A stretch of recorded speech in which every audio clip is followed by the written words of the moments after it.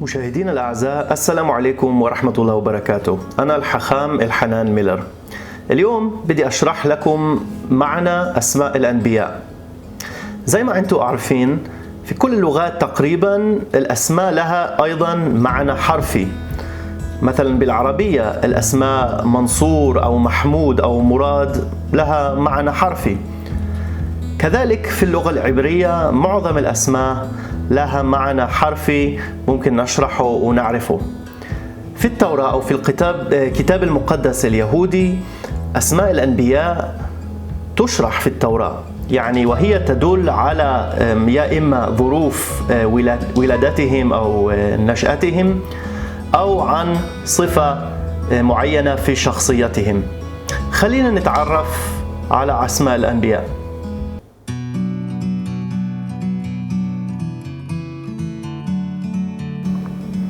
النبي الأول اللي هو فعلا أول إنسان على وجه الأرض هو سيدنا آدم.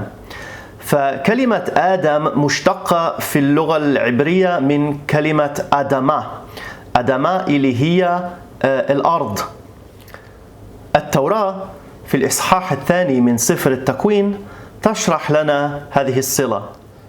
وجبل الرب الإله آدم ترابا من الأرض ونفخ في أنفه نسمة حياة.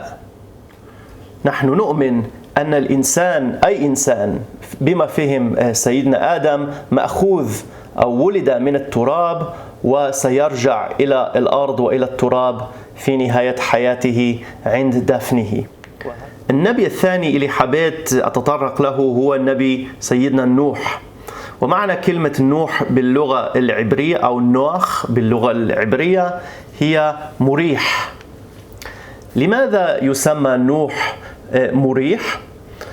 التوراة تتحدث عن إشارة إلى كلمة عبرية أخرى، هي الكلمة نخمة أي عزاء.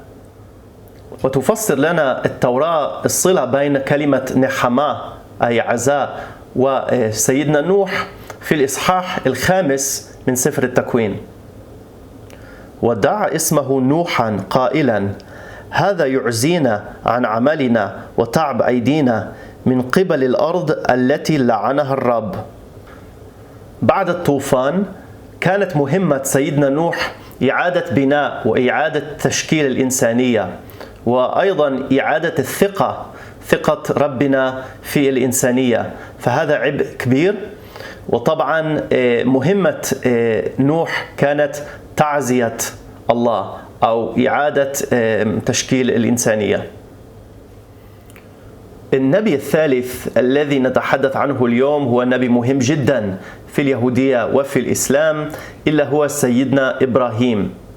في التوراة اسمه الأصلي لسيدنا إبراهيم كان أفغام أو أبرام، اللي معناه أب عالي.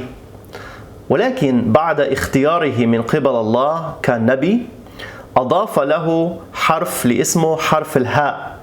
فهذه الحرف تشير إلى كلمة في العبرية كلمة همون أي كثير.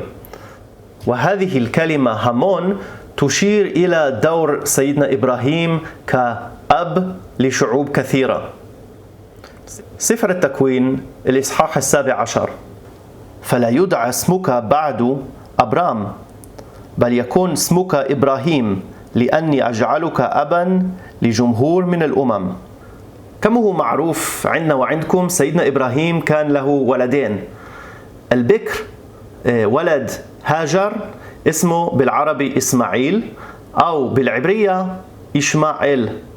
إشماعيل المعنى يسمع الله. كلمة تعني هي من أسماء الله في التوراة، مثل في اسمي أنا الحنان أي عطى الله، منح الله. اسم من أسماء الله في التوراة. وشو الخلفية لاسم تسمية إسماعيل إشماعيل؟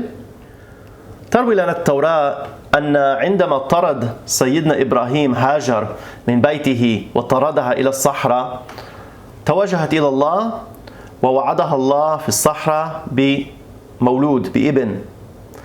سفر التكوين الإصحاح 16: وقال لها ملك الرب: ها أنت حبلى فتلدين ابنا وتدعين اسمه إسماعيل، لأن الرب قد سمع لمذلتك. أمنا سارة مرت أو زوجة سيدنا إبراهيم أيضا حبلت، وهذه كانت معجزة لأنها كانت كبيرة بالعمر. عندما بشرها الله بالولد ضحكت، فهذه الضحكة هي التي أعطت سيدنا إسحاق اسمه، لأنه معنى يتخاك بالعبرية يضحك. هكذا تصف لنا التوراة هذه الحادثة. فضحكت سارة في باطنها قائلة: أبعد فنائي يكون لي تنعم وسيدي قد شاخ؟ فباختصار معنى سيدنا إسحاق أو معنى الاسم إسحاق يضحك. سيدنا إسحاق كان له ولدين توأمان. الأول اللي طلع أول اسمه بالعبرية عساف. عساف مش مذكور في القرآن، ولكن كلمة عيسى أعتقد تدل على الصلة بين عساف اللي هو في التراث اليهودي الأب القديم للشعب الرومي وللمسيحية بشكل عام. فهذه أعتقد الصلة بين عساف وبين يسوع اللي نتحدث عنه لاحقا. ولكن التوأم الثاني اللي طلع بعده هو سيدنا يعقوب. ومعنى اسم يعقوب أو يعقوب باللغة العبرية يتبع أو يعقب.